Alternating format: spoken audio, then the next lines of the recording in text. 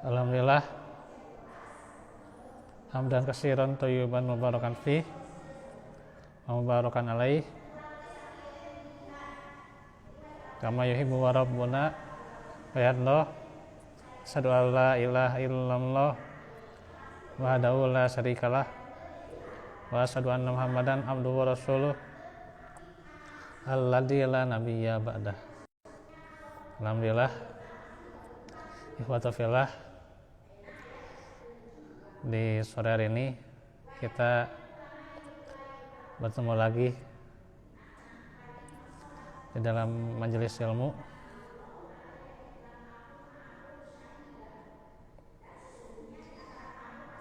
yang insyaallah kita akan lanjut kisah dari Nabi Adam. Sebelum kita lanjut ke bagian yang ke-27 ya,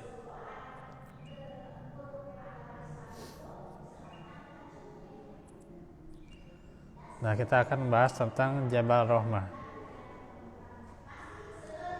Pernah mendengar tentang Jabal Rahmah? Ya.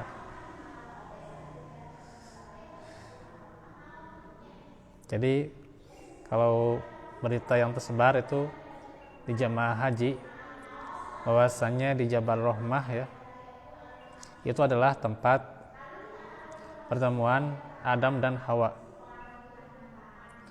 Tatkala mereka berdua diturunkan ke bumi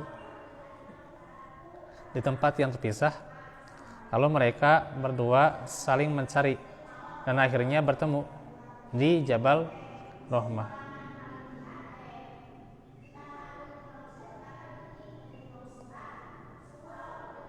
Nah, ini sebenarnya panjang ya kalau tulisannya ya. Saya kutip dari tulisan Ustadz Firanda Hafizahullah. Tapi kita ambil saja yang ringkasnya ya.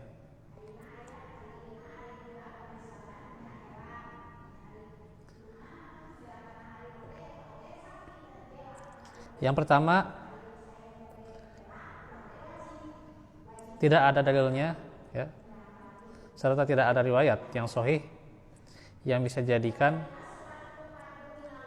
patokan tentang ini ya.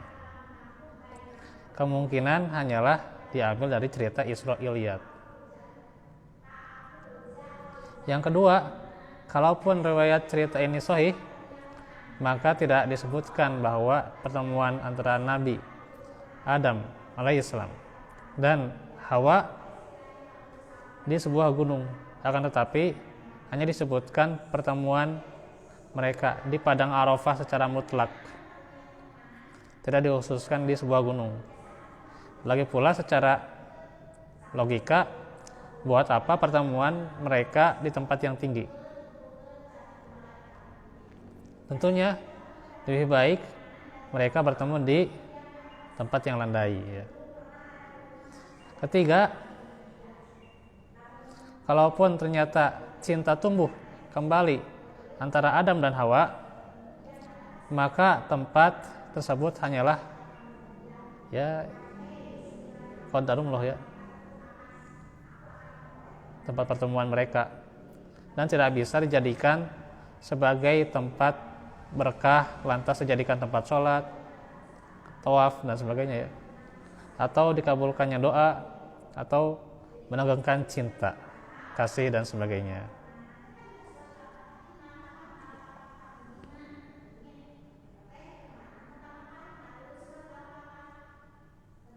Nah, jadi sudah jelas tidak ada riwayat yang sahih yang menunjukkan akan kebenaran cerita itu.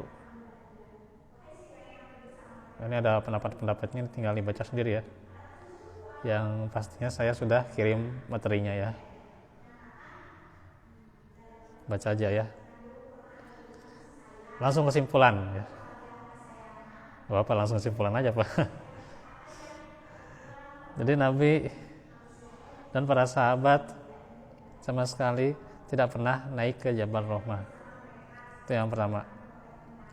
Dan yang kedua, lokasi wukuf Nabi adalah di bawah dekat Jabal Rahmah. dan bukan di atas Jabal Rahmahnya. Jadi Nabi berwukuf sambil naik unta beliau dengan menghadap kiblat, dan Jabal Rahmah berada di antara beliau dan kiblat. Yang ketiga, semua tempat wukuf di Padang Arafah hukumnya sama, tidak ada yang spesial ya dan istimewa, kecuali di lokasi tempat wukuf Nabi.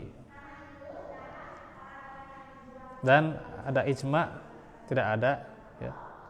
Ijma'nya itu isinya tidak ada syariat menaiki Jabal Rahmah ya. Bahkan ulama Syafi'iyah mengingkarinya.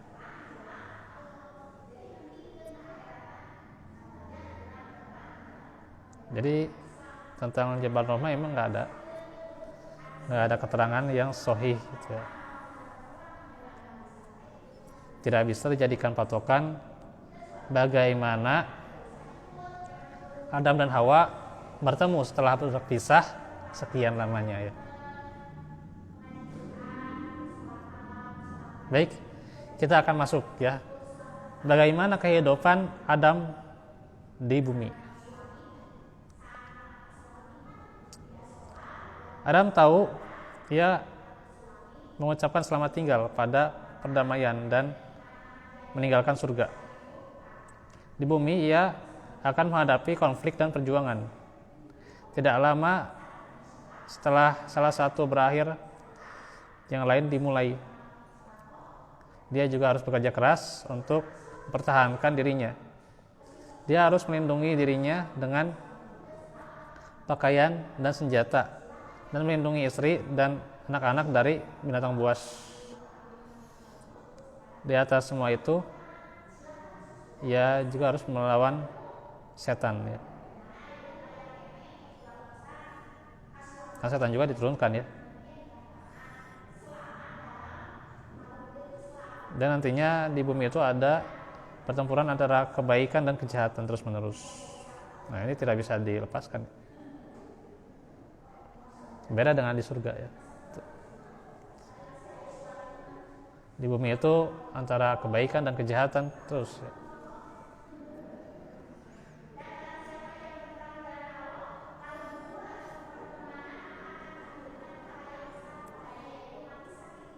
Tetapi orang-orang yang mengikuti bimbingan Allah dan tidak takut apa-apa, sementara mereka yang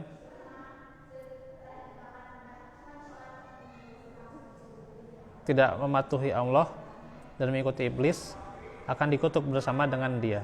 Artinya, bagaimana orang yang dibimbing oleh Allah, dia tidak akan takut ya. Tidak akan takut. Tapi kalau sudah hilang bimbingan Allah itu ya, dia cenderung mengikuti iblis ya, dan dikutuk ya bersama iblis itu.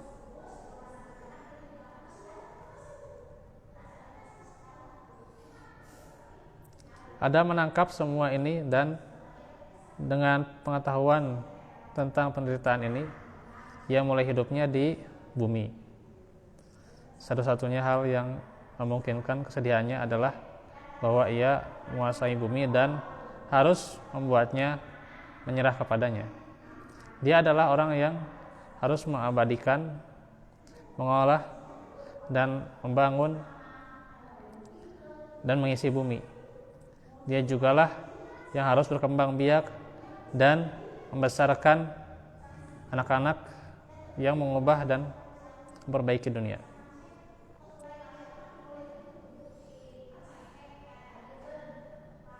Nabi Adam tahu bahwa ia meninggalkan kedamaian ketika keluar dari surga. Di bumi ia harus menghadapi penderitaan dan pergulatan, di mana ia harus menanggung kesulitan agar dapat makan, dan ia harus melindungi dirinya dengan pakaian dan senjata, serta melindungi istri dan anaknya dari serangan binatang buas yang hidup. Sebelum semua itu dan sesudahnya, ia harus meneruskan pertempurannya dengan pangkal kejahatan yang menyebabkan keluar dari surga, yaitu setan. Jadi terus bertempur ya dengan setan juga, tidak akan pernah berhenti ya. Di bumi setan membuat was-was kepadanya dan anak-anaknya sehingga mereka masuk neraka Jahim. Pertempuran antara pasukan kebaikan dan pasukan kejahatan tidak akan pernah berhenti. Maka barang siapa yang mengikuti petunjuk Allah ya tidak akan merasakan ketakutan, kesedihan, dan barang siapa yang bermaksiat kepada Allah dan mengikuti makhluk api, maksudnya setan ya, iblis, maka ia akan bersamanya di neraka. Nah itu di surah Shad ya, itu sudah dijelaskan ya di ayat-ayat akhirnya itu ya, bagaimana iblis itu kan bersumpah ya agar manusia itu mengikuti ya, dimasukkan ke neraka semuanya itu ya. Tapi kuncinya apa? Illa ibadallahil mukhlasin ya. Itu keikhlasan ya kuncinya untuk benteng ya dari godaan iblis. Nabi Adam mengerti semua ini.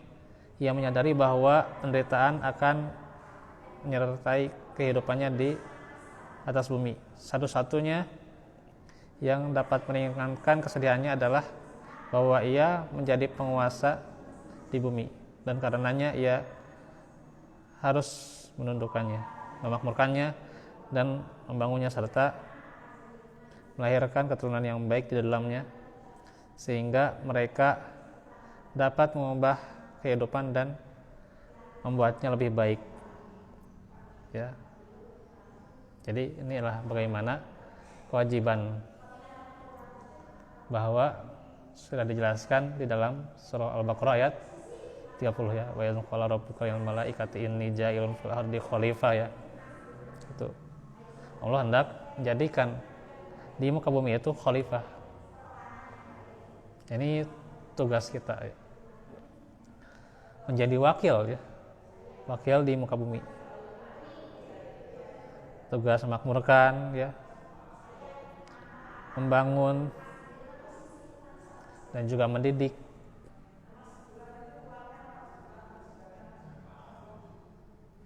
ya, serta bagaimana menjadikan tauhid ya, sebagai asas kehidupan di bumi ya.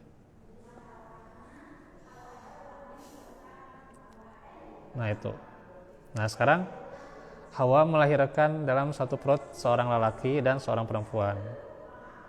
Dan pada perut berikutnya nantinya seorang laki-laki dan seorang perempuan. Maka dihalalkan namanya saat itu ya, saat itu. Perkawinan antara anak lelaki dan dia dikawinkan dari perut pertama dengan anak perempuan dari perut kedua. Akhirnya anak-anak Adam menjadi besar dan menikah serta memenuhi bumi dengan keturunannya. Nanti bagaimana kisahnya? Ya, kisahnya keturunan-keturunan Adam ini ya.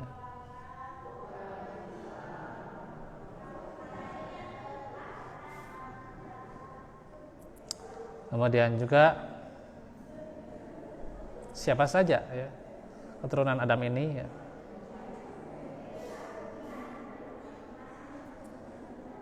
Nah, kita nanti ungkap di pertemuan tentang kisah Nabi berikutnya.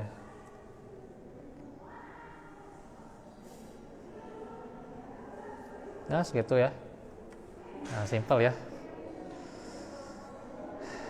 Saya agak kecapean juga sebenarnya. Jadi nggak perlu berpanjang-panjang ya.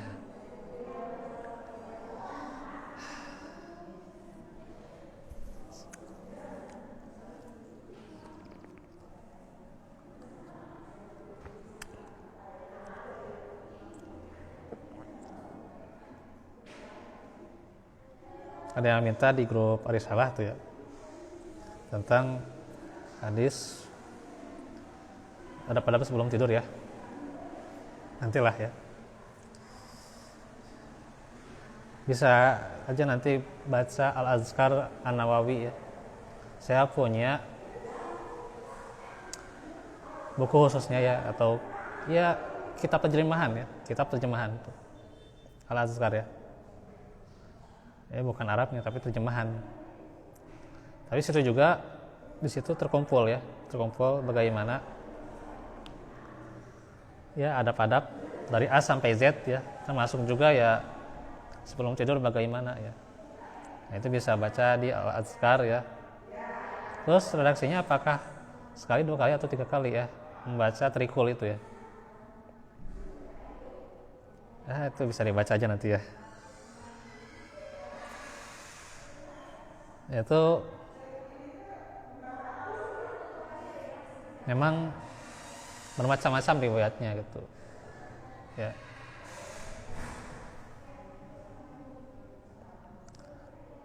Tapi yang menjadi kebiasaan misalnya kita baca sekali ya, jangan masalah juga ya, karena itu juga sunnah ya.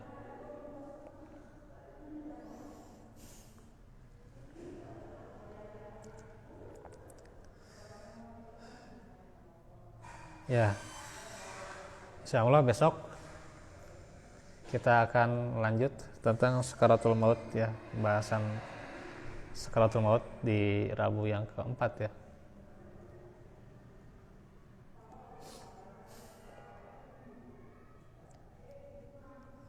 Dan Selasa depan itu jadwalnya tentang rambu-rambu menuntut ilmu ya, masih tentang keikhlasan. Ini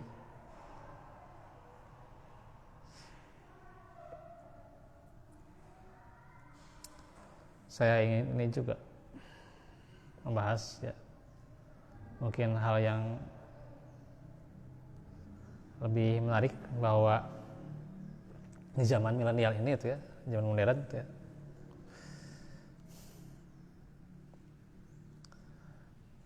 banyak sekali hal-hal yang merenggut yang namanya keikhlasan ya. Maka kita juga menuntut ilmu itu ini sebagai tambahan motivasi ya. Menuntut ilmu itu harus benar-benar emang mukhlisnya itu ya. Kejernihannya itu ya. Ya tidak sedikit ya orang itu berniat ya ngaji itu karena ingin ramenya aja ya. Gitu. Atau menuntut ilmu itu hanya sekedar ya mencari topik, mencari tema yang sedang menarik gitu ya. Tapi fondasi yang mesti dibangun oleh seorang penuntut ilmu itu lupa ya. Yaitu fondasi keikhlasan, fondasi tauhid. Nah, ini yang harus diterangkan ya. Ya nggak masalah kita kajian tematik ya, tafsir tematik nggak masalah sebenarnya. Tapi kalau kita mencari tema terus ya, lama-lama ketika ustadznya membawakan tema yang membosankan ya kita jadi kebobosan gitu. Nah itu, jadi nggak semangat menuntut ilmu. Nah ini yang harusnya dipertanyakan ya. Ini ya, harus kita benar-benar kaji lah ya. Soalnya yang namanya keikhlasan itu sekarang itu ya zaman milenial, apalagi dengan majunya iptek gitu ya, teknologi itu benar-benar gitu ya, orang yang asalnya tidak tahu jadi tahu, bagus gitu ya. Nah, tapi kadang-kadang dengan ilmu yang dia miliki, pendapat yang dia pegang, nah dia kadang terlalu membesarkan pada orang yang seharusnya memang menjadi wasit pada saat itu ya. Maksudnya adalah bagaimana orang yang menjadi wasit itu adalah guru gitu. Guru pemateri itu jadi wasit itu. Dikala misalnya audiens itu terkadang punya ilmu itu ya gitu. Tapi ya ilmu baru sedikit ya. Kemudian juga berani membesarkan suara terhadap gurunya, itu juga nggak baik juga ya. Nah ini juga harus kita kaji nih, sehingga ya terkadang ramainya di diskusi gitu ya gitu, tapi pondasinya nggak kebentuk ya, gitu. Yang lama-lamanya ya jadi malas gitu ya, bosan gitu ya. Nah ini harus kita kaji, soalnya emang ini tentang keikhlasan ini ya, di zaman sekarang itu banyak godaannya ya.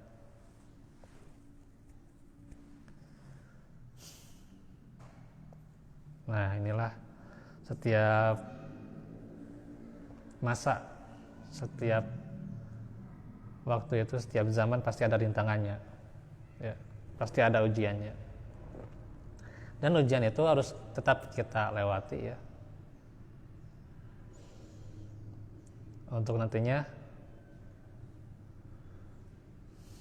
menjadi pribadi yang unggul di sisi Allah Subhanahu wa Ta'ala. Nah, bagaimana nanti tentang keikhlasannya, itu nanti dikaji di Selasa depan ya. Besok tentang sakaratul maut dulu ya. Baik, mungkin itu saja ya, nggak usah lama-lama ya. Beneran ini kecapean dan tidak maksimal tidur siang ya, tidak enak gitu ya. Paling itu saja. Wallahu minkum. Semoga Allah senantiasa menguatkan dan juga memberikan kita kecukupan, kelapangan di segala urusan, serta Allah mudahkan kita untuk terus berjalan menapaki hidayahnya. Rabbana atina min ladunka rahmah wa hab lana min amrina rashada. Rabbana atina fid dunya hasanah wa fil akhirati hasanah wa qina adzabannar. Rabbana hab lana min azwajina wa dzurriyyatina qurrata a'yun waj'alna lil muttaqina imama. Rabbana la tuzigh qulubana ba'da idh hadaytana wa hab lana min ladunka rahmah innaka antal wahhab. Subhanaka Allahumma bihamdika asyhadu an la ilaha illa anta astaghfiruka wa atubu ilaik. Alhamdulillahirabbil alamin. Assalamualaikum warahmatullahi wabarakatuh.